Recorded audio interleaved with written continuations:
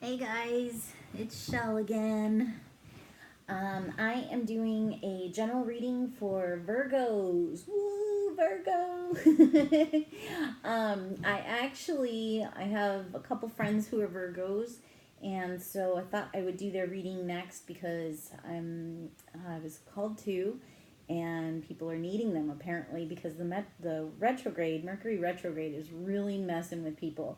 I'm sorry, I'm tired, but I'm going to try and get through this quickly so I can go to bed.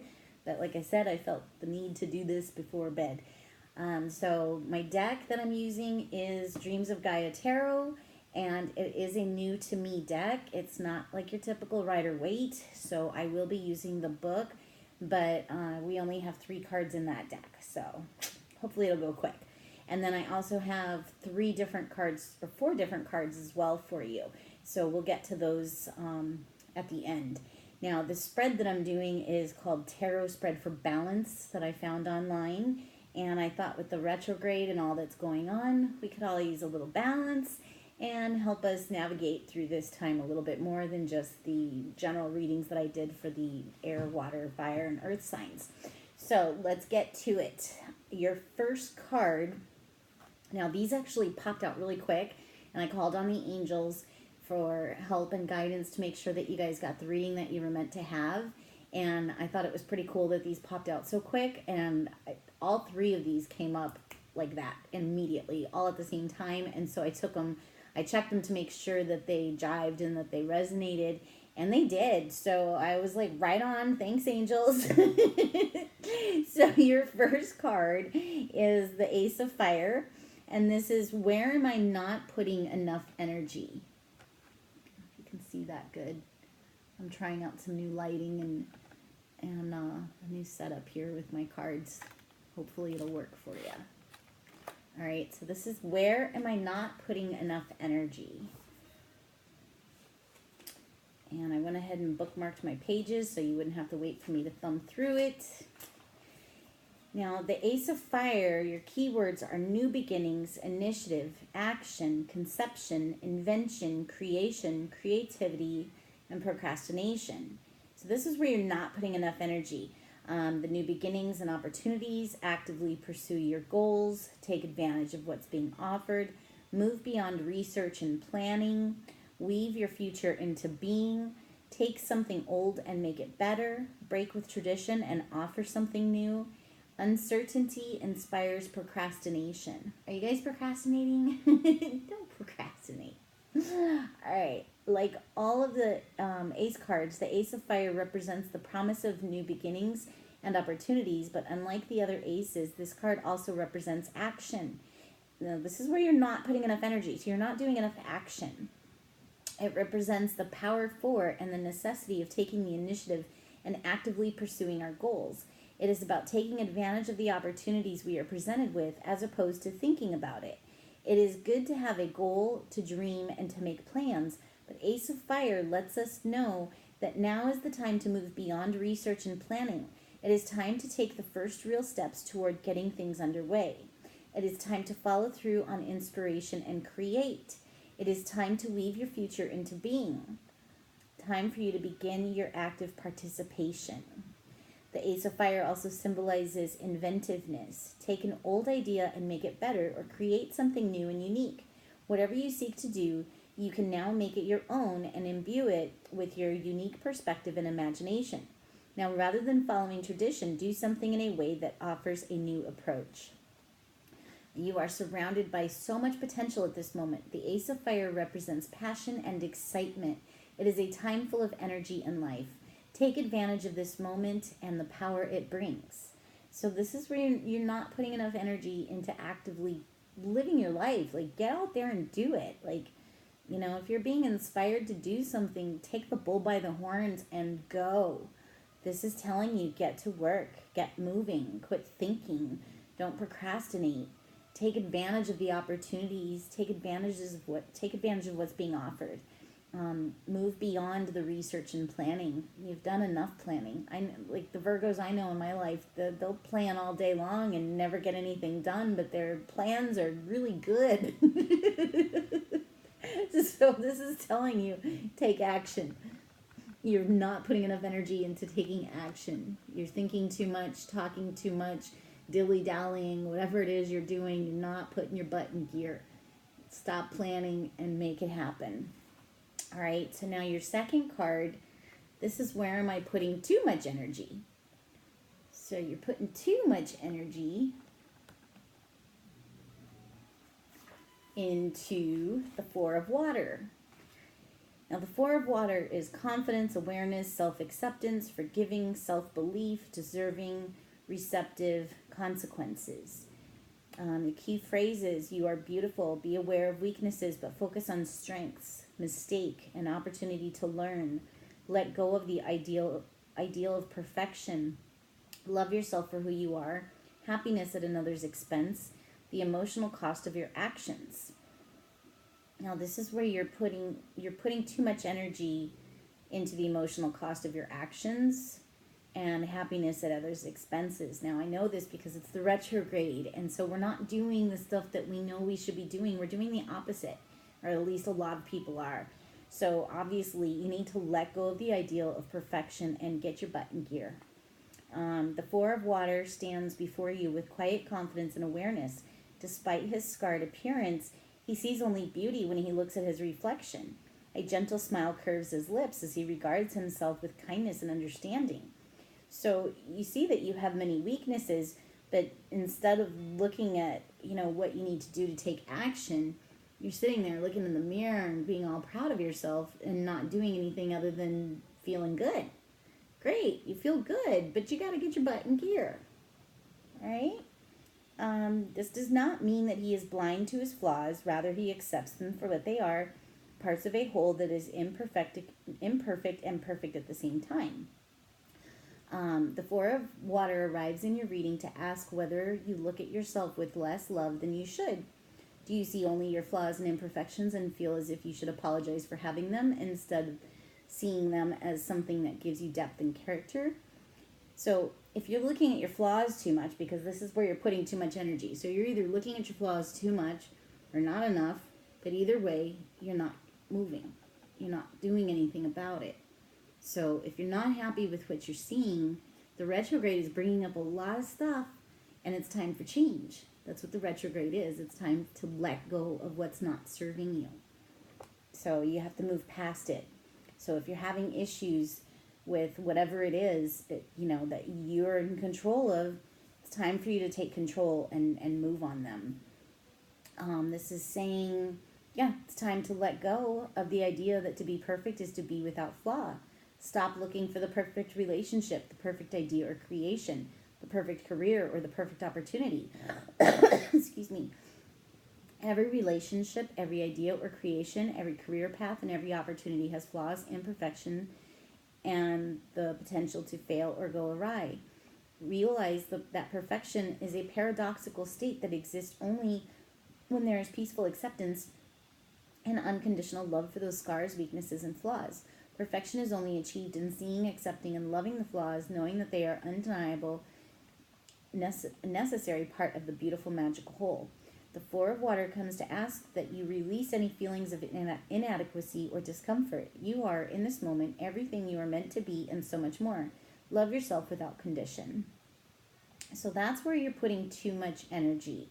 You're putting too much energy into perfection, whether you're focusing on too much weaknesses or too much strengths, mistakes, you're not looking at the bigger picture. So the bigger picture is get your butt in gear. If you have amends to make with people, make amends. Say you're sorry and mean it, and just let it go, and take action. Take action to change those things. Don't continue to repeat it. Mercury retrograde is doing a lot of stuff to us, but that doesn't mean you have to accept it and continue to be that way. So if you're beating yourself up, stop beating yourself up. If you need to make amends, make amends. There's something you need to take action on, take action. All right? And now your last card for this deck is, what would life look like for me if I created more balance? Well, guess what? You got abundance.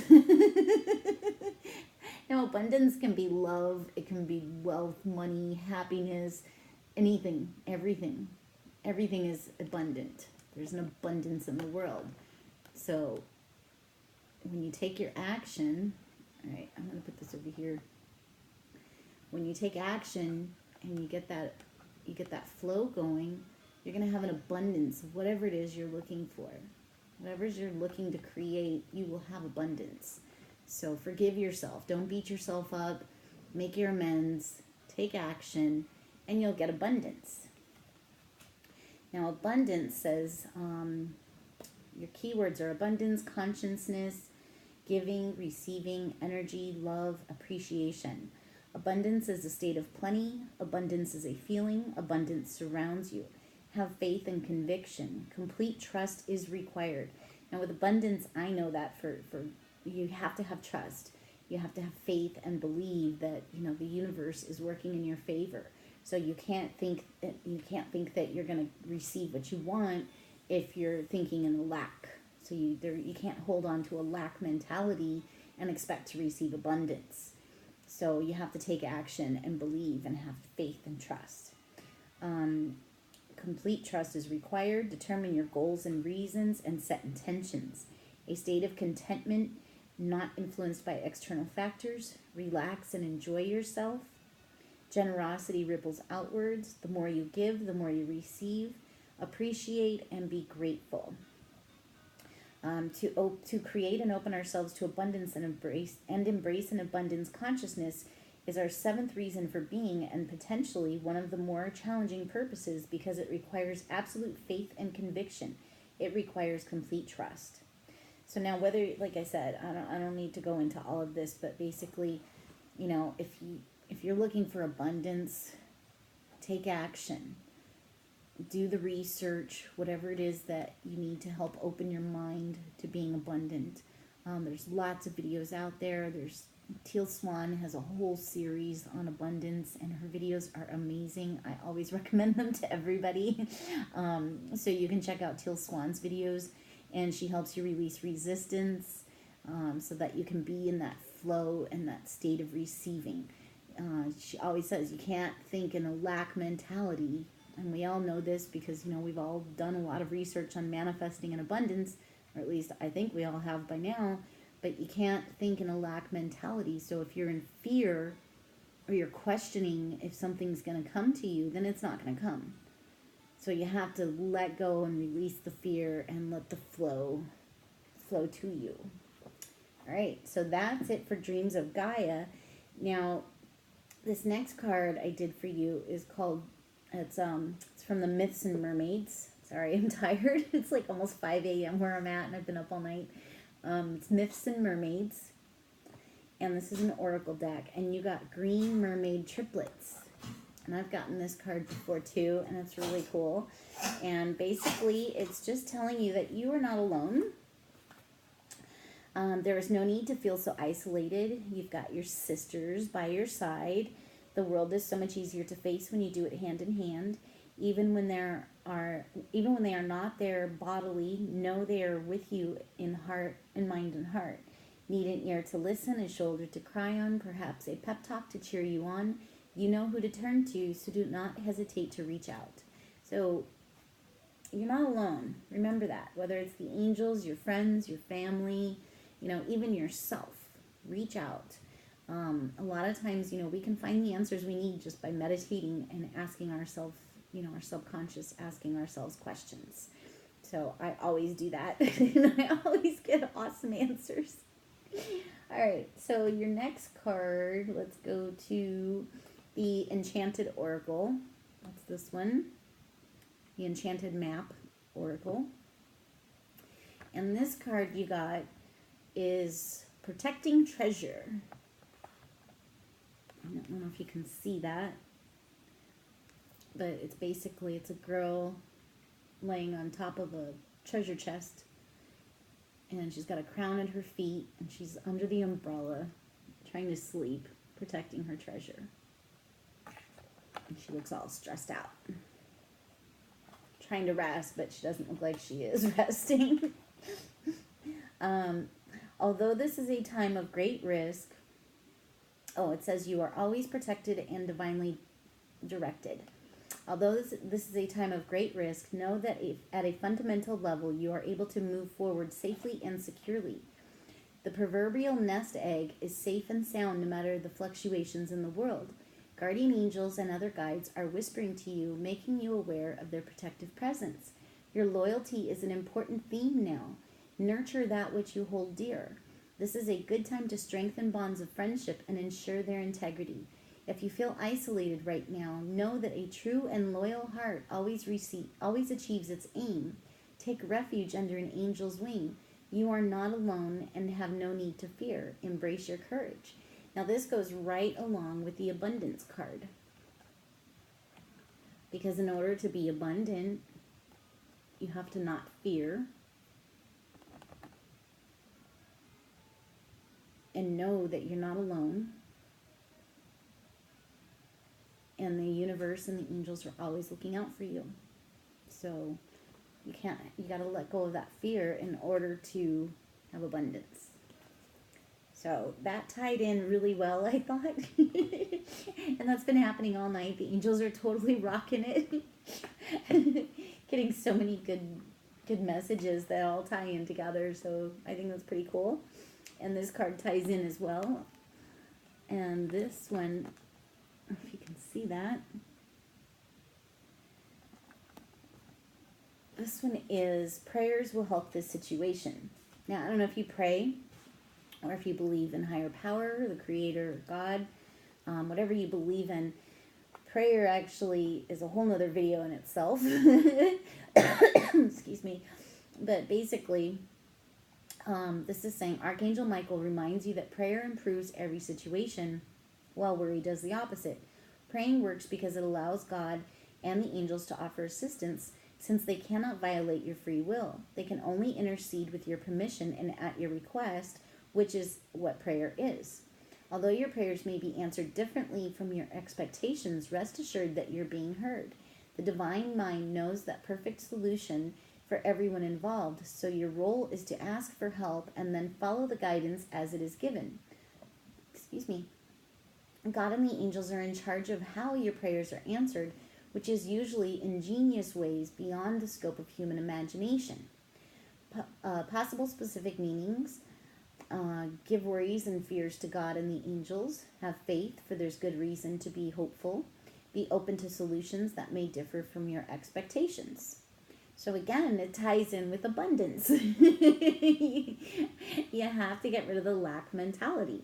And when you pray, this is what I was saying is, prayer is a whole nother video. But basically, when you pray, you have to pray in the positive as well. It's basically, this is why I always say I don't like people praying for me, because not everybody knows how to pray properly. It's the same as manifesting. If you're trying to manifest something and you say you don't want such and such to happen, well, the don't isn't heard. Because your focus is on whatever you're asking not to happen. So whatever you're asking not to happen is gonna happen, because that's what your focus is on. So if you ask it in the positive and you say, thank you for giving me whatever it is, then you're more apt to receive what you want. If you're asking for protection for somebody, you have to just ask for protection, or just, ask that in a positive way, that they're always watched over and that the angels will always be there for them. Instead of saying, oh, protect them from, an accident or something. So if you bring up accident, then automatically you're sending out the signal to God or the universe or the angels that that's what you want. So don't focus on it in the negative. You have to switch it to the positive. The prayer here is, Dear God and Archangel Michael and anyone else whom you pray to, I ask for your divine intervention, and then describe the situation. I welcome your help, and I trust and follow your guidance with gratitude and grace.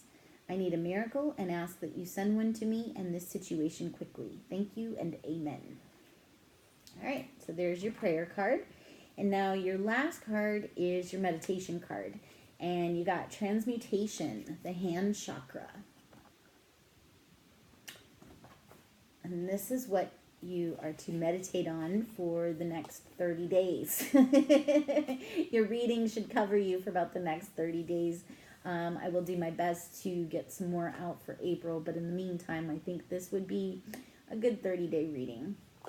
Now, the hand chakra, seen as the color pink, is located in the palms of each hand. Although there is an energy center in each palm, both hands create one chakra.